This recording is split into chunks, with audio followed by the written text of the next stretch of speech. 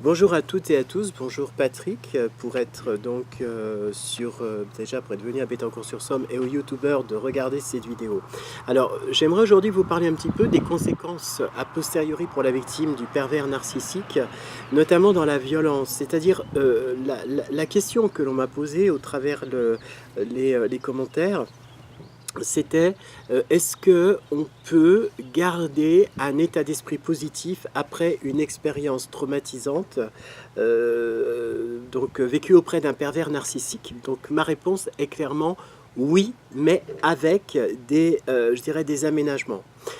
Imaginons quand vous êtes blessé, vous allez vous blesser avec une flamme, vous allez avoir mal, vous allez faire attention au feu. Voilà, c'est un petit peu le b.a.-ba de l'existence. Quand vous avez été blessé par une personne en qui vous aviez toute confiance, qui de surcroît a su exploiter avec finesse toutes vos failles, vous enlevez finalement aussi votre capacité d'autorégulation, d'autoréflexion, votre capacité de censure aussi, hein. Donc la censure, c'est dire telle chose est bien, telle autre chose n'est pas bien, etc. Donc ce qui vous a construit, et aussi donc ça correspond à vos propres valeurs.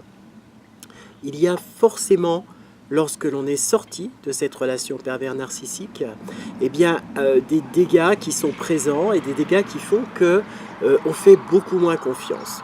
Je pense à une youtubeuse qui m'a laissé un message qui était un message, j'ai trouvé plein d'espoir d'une certaine façon, mais en même temps un message où je percevais derrière de l'agressivité, non pas tournée envers la vidéo, mais tournée en fait envers elle-même, où elle se sentait complètement manipulée et donc de nouveau pas tout à fait capable de vouloir refaire sa vie.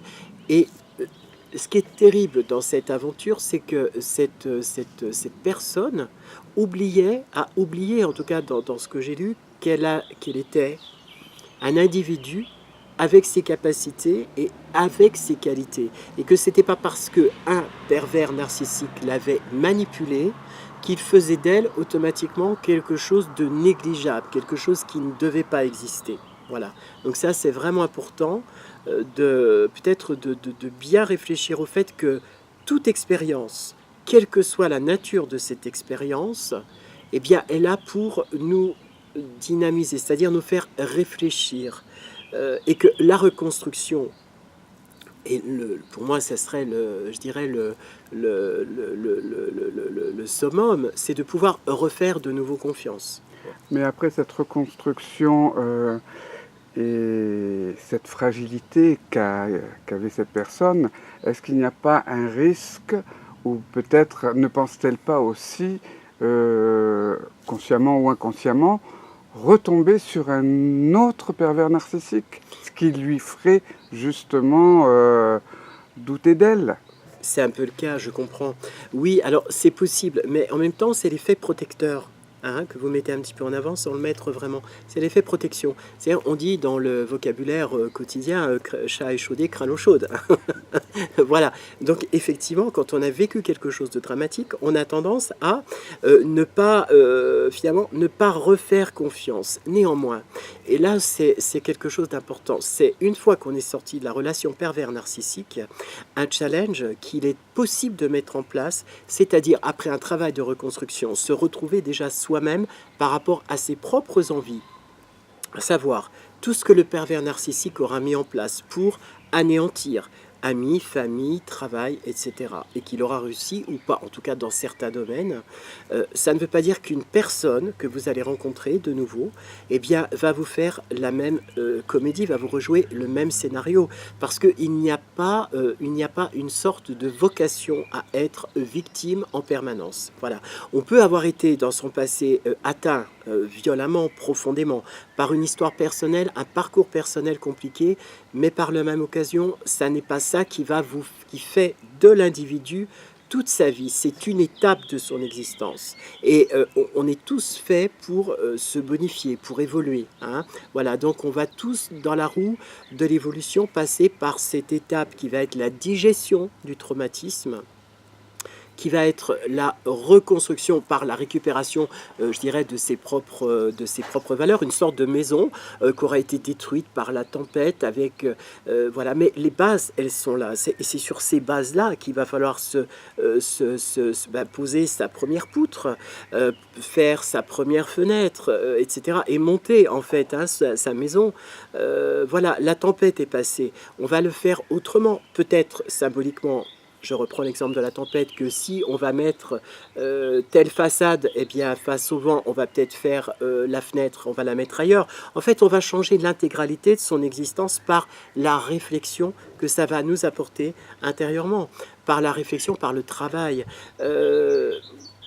par la mise en valeur aussi de l'individu et de ce que l'on est à l'intérieur. Combien de personnes victimes de pervers narcissiques ont tout laissé, hein? Elles ont abandonné leur travail, abandonné leur projet, arrêté ce qu'elles avaient envie de faire pour ne se concentrer que sur le pervers narcissique, sur toute sa superbe, donc tout ce qui faisait qu'il était absolument séduisant et extraordinaire. Mais elles ont oublié que le pervers narcissique n'a fait que d'utiliser ses faiblesses à son propre avantage, hein, avantage du pervers, et pas donc au détriment de la victime. Donc ce qui veut dire qu'il faut penser que cette étape, aussi compliquée soit-elle, ne va pas vous mettre de nouveau en contact avec un pervers narcissique. L'amour est quelque chose qui est extraordinaire en fait, hein. J'ai souvenir dans mon éducation ancienne d'une image qui me revient où il est dit que finalement l'amour endure tout, croit tout, espère tout, l'amour est plus fort que tout, et c'est réel. Il peut y avoir dans l'amour quelque chose de fantastique, quelque chose de pur, quelque chose qui est là pour valoriser l'être, voilà, pour valoriser l'être et pour se valoriser. Quand on est aimé, on se sent bien, quand on est à deux, on se sent bien, et donc c'est pas parce qu'on a vécu une fois avec un homme ou une femme ignoble que cette expérience va se reproduire et qu'on est condamné forcément à répéter les mêmes expériences. Mais elle a besoin pour se reconstruire de personnes autour d'elle. Elle ne peut pas se reconstruire toute seule. Ou alors, il faut vraiment qu'elle ait une poigne d'enfer. Bien sûr, bien sûr. Alors, vous avez des gens qui... j'ai l'exemple d'une personne qui a voulu se reconstruire toute seule, mais elle s'est reconstruite, en fait, je dirais, avec des bosses à l'âme, hein, avec des choses qu'elle n'a pas pu parler, sur lesquelles elle n'a pas pu s'étendre, qui peut-être lui auraient donné des explications sur des attitudes qu'elle avait. Donc elle les a ramenées un petit peu avec elle. Mais il faut comprendre que quand on a été agressé ou trahi intérieurement, manipulé, vous savez, la manipulation est quelque chose de terrible. Manipuler des sentiments avec des sentiments en disant à une personne que l'on l'aime, en fait, que l'on est amoureux d'elle, et qu'en même temps on lui démontre par A plus B qu'en fait elle ne vaut rien, qu'elle est simplement de la chair à canon qui va nous servir qui va servir au pervers narcissique à grandir et à croître. C'est très compliqué, mais en même temps, le pervers l'a fait dans l'intention de détruire. Si vous êtes survivant, vous êtes vainqueur. C'est ce que je veux dire. Il y a quand même quelque chose de fort. Et d'être aidé aussi avec l'extérieur, c'est prendre conscience que peut-être qu'à certains moments, des choses vous ont échappé et que ces choses qui vous ont échappé peuvent expliquer en partie que vous avez une faiblesse et que cette faiblesse, ça ne fait pas de vous quelqu'un d'inhumain, mais que ça va faire au contraire de vous quelqu'un d'humain, et que en comprenant quelle est cette faiblesse, vous allez travailler et vous allez la reconstruire. En termes de thérapie, je parle de résilience, hein. J'emploie beaucoup ce mot de la résilience. La résilience, en fait, c'est lorsque, par exemple, un patient vient au cabinet, il va avoir ce que j'appelle la partie informative, c'est-à-dire qu'il va se sentir un peu déconnecté de son vécu. On va dire qu'on lit un journal, on regarde les articles un à un et on en parle avec détachement. Mon but, à moi, dans mon travail, ça va être d'aider le patient à pouvoir regarder toutes les pages, relire l'article, mais en live, en fait, sans le danger du pervers narcissique derrière. Lui apprendre à retrouver le rapport qu'il peut avoir avec son corps, le rapport qu'il peut avoir avec l'extérieur, le rapport qu'il peut reconstruire avec l'extérieur. Et j'ai des exemples très intéressants de victimes de pervers narcissiques qui ont pu relier des liens avec des personnes qu'elles avaient littéralement jetées parce qu'elles étaient sous l'emprise du pervers narcissique. Et après un travail finalement long, mais surtout enrichissant, parce que bon, on dit toujours que Rome ne s'est pas faite en un jour, eh bien on peut arriver à se reconstruire, on peut arriver à ce moment-là, dans la deuxième partie du travail, à arriver dans la résilience. C'est-à-dire que on a vécu un drame, on sait que ce drame s'est passé à un instant T de l'existence, on a la vie devant nous, et on ne peut se servir de la vie du derrière que simplement pour en tirer des expériences. Et c'est ça qui va faire que la cicatrisation, lente mais progressive, eh bien, va amener à une nouvelle rencontre.